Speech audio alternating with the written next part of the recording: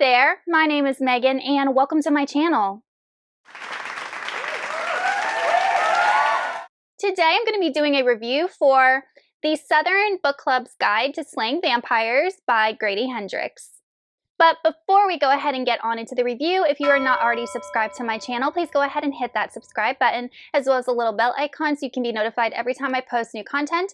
I post new bookish videos every Monday, Thursday, and Saturday. Also, don't forget to check down in the description box below for links to all of my social medias, my Buddy Read Discord, and my Patreon.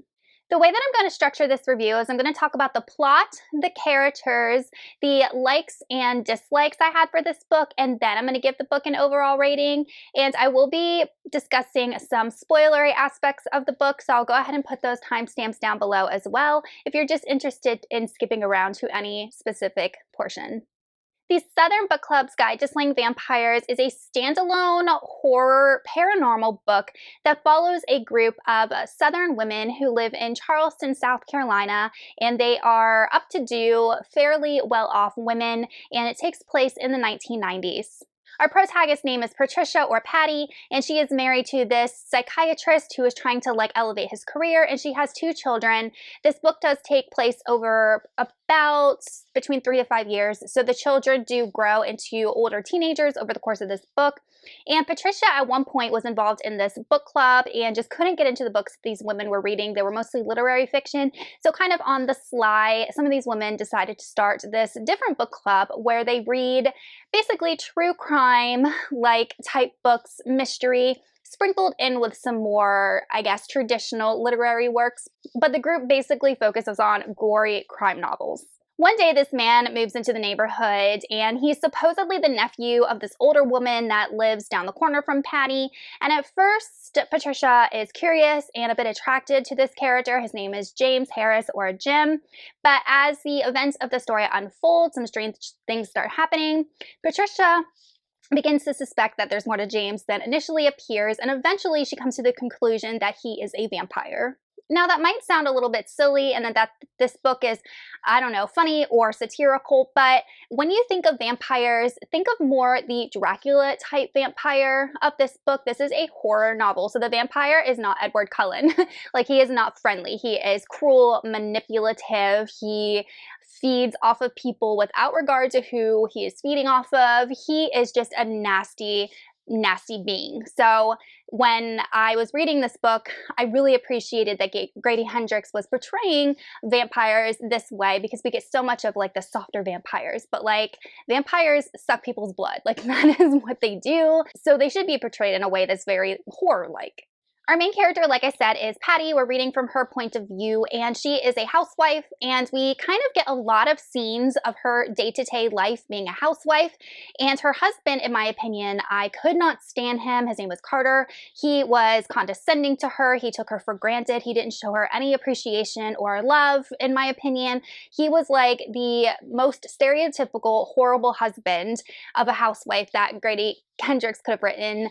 And then she had her 2 children, which were also jerks. They were so mean to her, and it was kind of oh, they're just being teenagers, but no, they were horrible children. So we have Patty, who is doing all of these selfless things for her family, just trying to make sure that they're taken care of and loved, while she's battling her own inner demons and, trying to make people believe that there's a vampire living amongst them.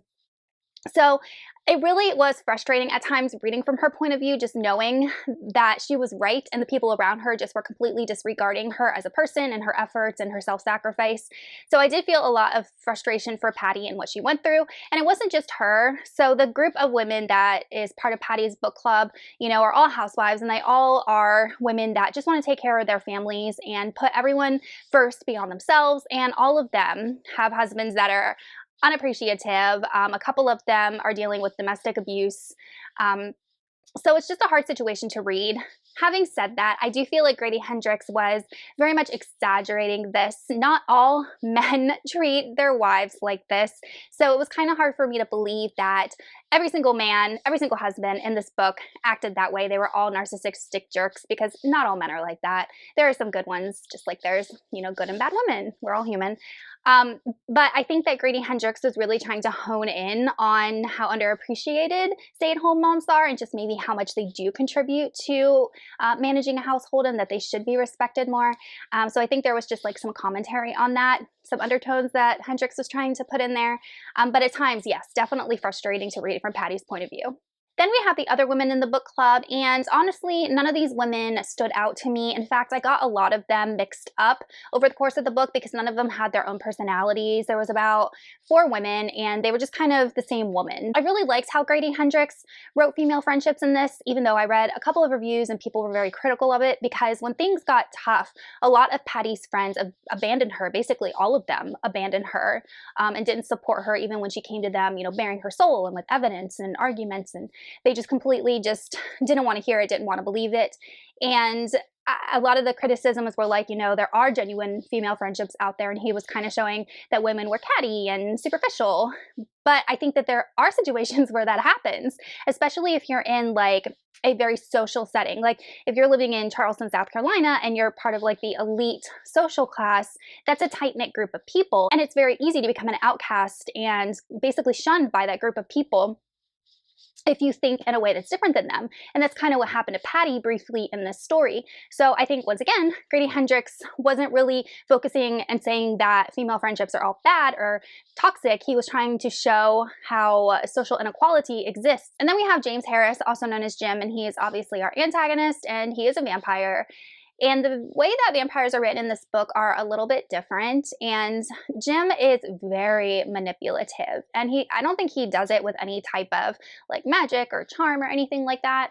He's just lived for a long time and has learned more about, I guess, humans over that time period, and he inserts himself into Patty's family, earns the trust of her husband, of her children, all the while Patty knows the truth.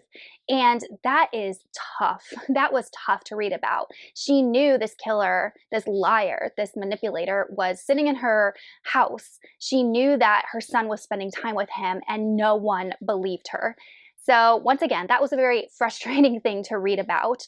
But I think that Grady Hendrix wrote Jim Harris very, very well, just because at times he was trying to tell the people that what he did was good for himself and good for the person he was feeding off of, in order to get them to take his side. So once again, he was a very manipulative character, and I thought he was a well-written antagonist. Now on to things that I liked. So this book is saturated in social themes and ideas that it would be a 30-minute review if I discussed all of them, but there is sexism, racism, social inequality. Grady Hendrix does touch on suicide, mental health. Like, there are so many things in this book. So I just chose a couple that stood out to me. So obviously we have the idea of sexism. You know, this is the 90s, so obviously at this point women were working and having more rights and things like that. And I really, like I kind of mentioned earlier, like how Grady Hendrix was trying to show how housewives don't get the respect that they often deserve, especially from their families. And what really, really aggravated me is, by the way, this is going to be a spoiler, so I will put a timestamp down below. But something that really aggravated me and frustrated me and it made me angry was when all of these women got together with evidence and proof that James was doing something bad, and they went to their husbands in full confidence, and the husbands were like, okay, we'll bring the police over. And then they get into the house and they say, oh, you guys, you're just reading all these crime novels, you silly women. James Harris is a wonderful person. They completely disregarded their wives' opinions. It was like a slap in the face. It made me so mad. And like I said, I know that not all men are like this, and Grady Hendrix was definitely exaggerating, but I think he wanted to touch on the fact that there are situations that are like this.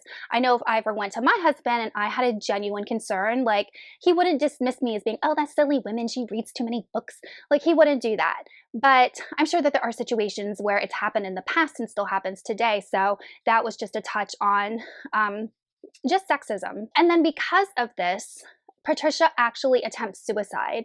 So that was a really hard scene to read as well, because it almost shows how if the people that you love the most and that you expect to be there and have your back the most completely let you down, how utterly damaging that can be to your self-esteem, your self-worth, just how you view life in general.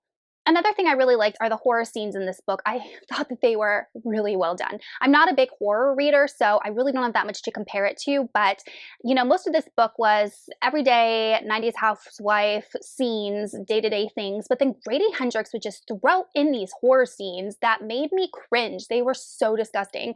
And I actually read part of one out loud to my husband. We were sitting on the couch one night and he was like, "That's disgusting." I'm like, I know. Like Grady Hendrix just, oh my gosh, he made me feel disgust. Like there was this scene with these rats. Like, oh my gosh, I couldn't. So I just thought it was so clever and so intelligent how he threw in these just awful, disgusting scenes about what was going on. And then like the next chapter, you're like, oh, I'm doing laundry for my family. It was crazy. And it really added like an interesting dynamic to the book. And it was one of the things that actually kept me reading. And the last thing that I really liked was the setting and the portrayal of the Deep South. So I grew up in the South. I'm currently living in the Deep South. And as someone who has family background, lives here, I can honestly say that Grady Hendrix, who was born and raised in South Carolina, Charleston, was very, very spot on in his portrayal of the things, the circumstances of the South.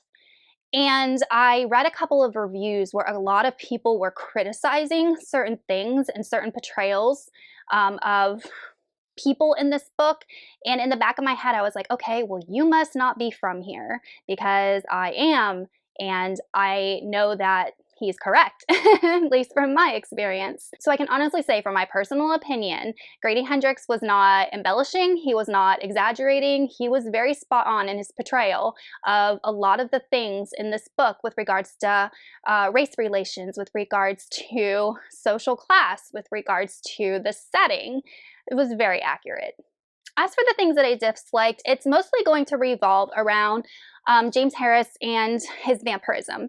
And what I mean by that is that Grady Hendrix kind of changed up a little bit how James Harris acted when as a vampire, not when he was a vampire, as a vampire. So when you think of vampire, you think of the vampire biting, you know, the neck and the jugular and getting the blood that way. But in this book, James actually bites the leg. So Grady Hendrix never actually says this. I'm just inferring that he wants to get blood from the femoral artery, which is on like the inner thigh. And James actually preys mostly on children. And a lot of the conflict actually revolves around this remote part of South Carolina that doesn't have a lot of wealth. It's fairly poor. He goes up there to prey on children because he knows that the police are less likely to investigate a disappearance of a child up there as they would in a more upscale established neighborhood. So he goes up there to prey specifically on children. And it's never really said why he chooses children. I'm assuming because he can groom them and he can earn their trust. And this actually starts happening with Patricia's son, Blue. And there was a lot of just correlations between James trying to get children to trust him so he could feed on them and like an actual sexual predator. And it was very uncomfortable at times because I had to keep telling myself that, you know, this is fiction, that he's a vampire, that he's not actually, you know, sexually molesting these children, he's feeding off of them. But just the parallels were just so close. So I'm not sure if Grady Hendrix was trying to comment on, you know, sexual abuse because there was a lot of scenes that were really, really uncomfortable to read when he was attacking children and just the grooming portion. So that made me uncomfortable. And not only that, but the vampire tells Patricia that when he's feeding on them, and Patricia experiences this herself, that is actually good for them. Like it feels good to them. So it was just the equating the act of being fed on with like a sexual experience and trying to merge those two together. And this is not the first time I've seen this. So I read Interview with the Vampire a couple of months ago. I have a full review of that. If you're interested in checking it out, put it up in the cards. And Anne Rice wrote the experience of feeding from Louis' perspective in a way that seems sexual when you're reading from a human perspective.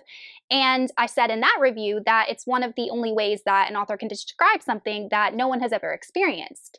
For example, it's like trying to explain labor pains to someone that has never been in labor. You kind of have to explain it a different way, like a comparison. So when both Anne Rice and Grady Hendrix were trying to explain, the bloodlust of the vampire and the experience between the two parties when feeding was going on as something sexual that happens between humans, they were just trying to, I guess, create understanding or a way for the reader to connect to those experiences. But even though I know this in the back of my head, it was still a little bit uncomfortable to read about. All in all, I really enjoyed the Southern Book Club's Guide to Slaying Vampires. I can honestly say it's like a book I've never read before. I'm glad it was a standalone.